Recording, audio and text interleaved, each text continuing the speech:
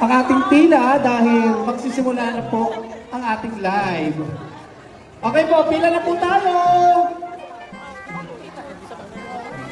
Ate, yung mga Zumba, wait lang. Nasaan na si Ate Soulbox? Ayun.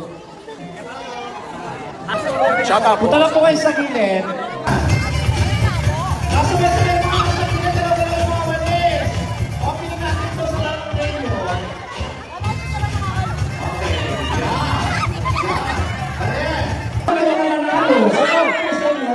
Maaari na po tayo sa ating pila.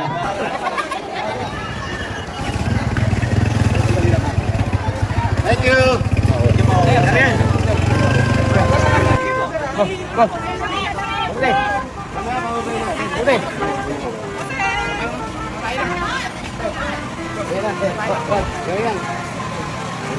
Okay, mamaya, harakan natin lahat.